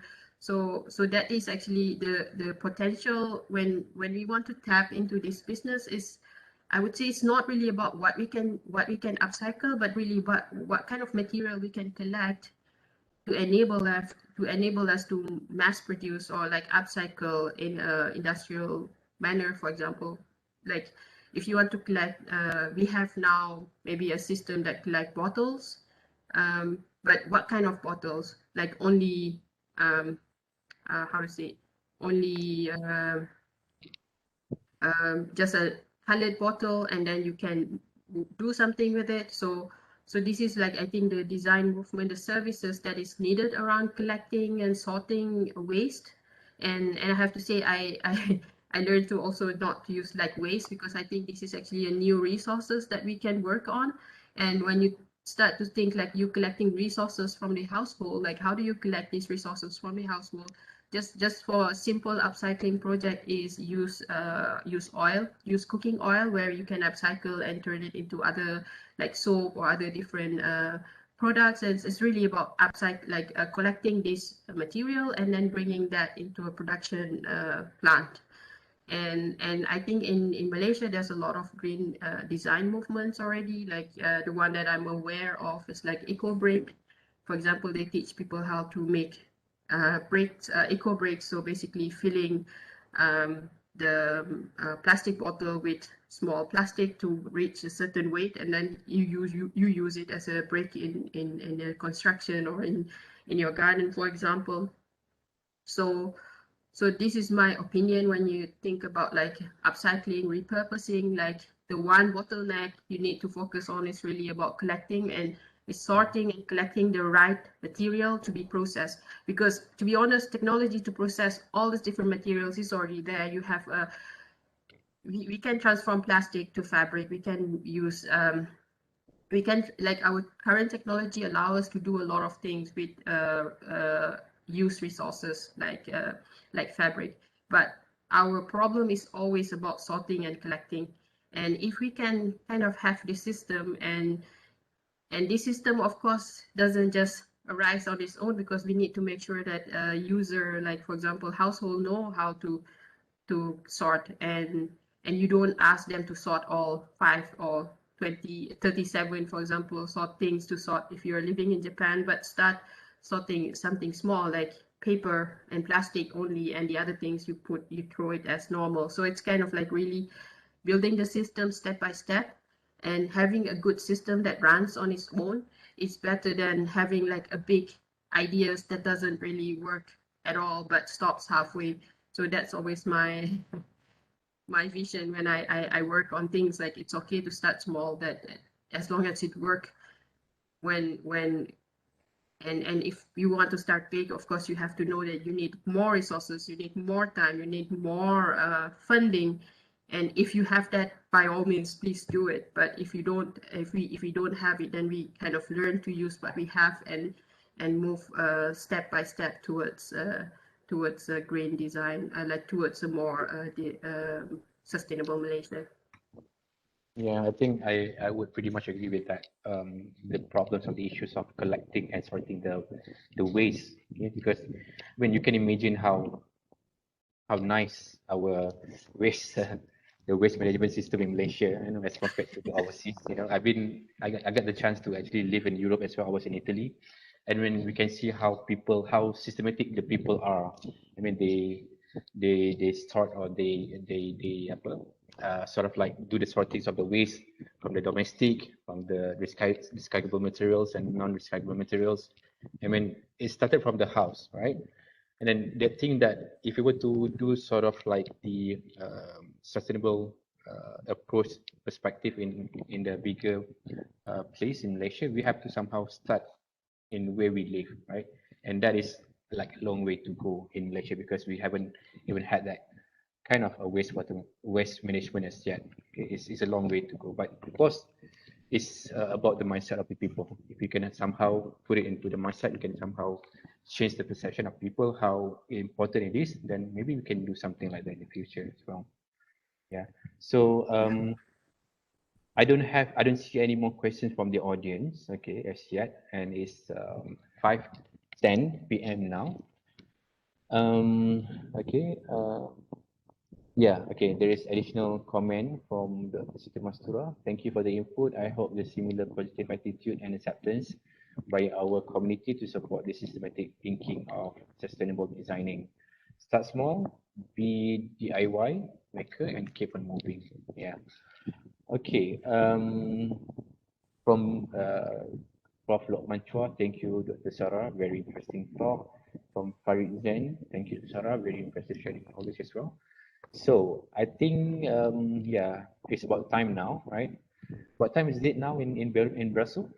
Now it's just only 11, Yeah, it's 11 your 10 here. lunchtime. So And it's it's a summer, good time for me. and it's summer there, right? Yes, it's still summer now. Yeah. So that's why I'm in my baju kedah, my summer wear. Okay, great. Okay, since we don't have any further questions from the audience, I think it would be nice if we can do maybe a closing remarks to close our session today. Yes, first of all, of course, thank you. Thank you very much for your kind words, and also for spending almost 2 hours here with me and Dr. Rosalam to discuss about systemic design thinking in design for sustainability. And of course, I think I would just like to make a small proposal of starting a small system, like when we wanted to start a small system, really look at not, you don't have to look at the bigger state, but first look at our household, what is the system there, what we can improve, and then look at our community, like just having a good taman, like activity within your, like people in your taman is already good. I think it is a good start to just start sorting something from, I think every taman now has their own WhatsApp group, so it's not so difficult to ask people to collect the mask and then put them in a waste and then wait it out for like a certain period of time, and then and do a collecting of masks, because we have that a lot. We have been using that a lot, and it's kind of like, I think, initiative that designers or anybody can start small and start to build, like, okay, if I have this material, what can I do with it, where I can send it, and yeah, so we start small and then we scale up. So that's the most, like, the agile, the lean innovation method. So that's how I would kind of conclude this talk today, because I think in Malaysia we really have a lot of a good grassroots movement. People are willing to do the work. People are willing to do things themselves. People help each other a lot when there's like when there's issue, and also like when we are thinking about building a better Malaysia together. And of course, I think people are willing to come aboard and share the load. So yeah, that's my final thoughts is that, and feel free to connect with me for any discussions or any points if you have any further questions or further references that you need that I did not share in this that I mentioned but did not share in detail in this presentation. So feel free to contact me. And yes, and lastly, thank you, Faculty of Design and Architecture UPM, for having me today. And yeah, thank you for the co-host, the moderator of the day, and also for everybody's here. Thank you. Yeah, thank you so very much, Dr. Saraswati, for that wonderful session. And again, if you have any further questions to ask, anything at all, maybe business proposals or anything to do with that, we can always connect to Dr. Saraswati with the given email address. Connect, CONNECT @hin-studio.com, and then she also shared the link to her studio works, right? I guess, yeah. Yeah, so this is like I collected a lot of different sustainable strategies across over time, and I just put them in a draft publication for now. I hope to further include details of each strategies next time. So that's I think I just Sort saw. of like a portfolio or something. Yeah, so Dr. Mastura mentioned about looking to read my paper. So hopefully you can take a look on this publication. And because I can't do this myself, because there's a lot of strategies that we need to include, there's like 80 strategies. So I'm also looking forward for any interesting collaborators, and yeah, from there we can talk about the details further. All right, thank you so much. So with that, I think it's almost the end of the session. It's actually the end of the session already. Okay, thank you so much again, everyone, for joining us, joining our session with Dr. Saraswati. And I think just before we end, I think, can we take a photo together? If you may, you can turn on the camera and then you can have a snapshot of the photo. Kita punya secretariat, Abang Dino ke siapa ke boleh ambil gambar tak? There is Prof. Lukman Chua. Prof, how are you, Prof? You remember me? Hello, Prof. We have Dr. Noran, Dr. Zaki. Hi, Dr. Nara. Sarah, it's quite interesting. Yeah. Yeah. Okay. Anyone else? If you want to turn on your camera, okay.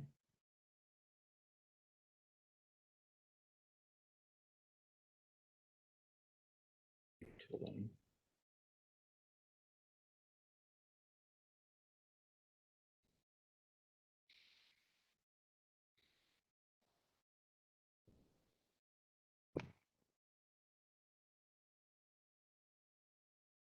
Okay, all right. So with that, I think we're going to close the session now. Maybe we will invite you again, as mentioned by Dr. Zaki, because it is a very interesting topic, and then 1 hour is not enough, right? And we have a lots of things to talk about. So maybe we will invite you again in the next session. Yeah, it would be my pleasure Thank to you, Dr. join Sarah. this session. Thank you very Thank you much. very much for Thank you very having me Thank you very today. much. Have a good day. Thank you. Thank you, Doctor. Bye-bye. Thank you. you. Bye. And stay safe. Assalamualaikum and good afternoon. Right. Goodbye. Thank you, Dr.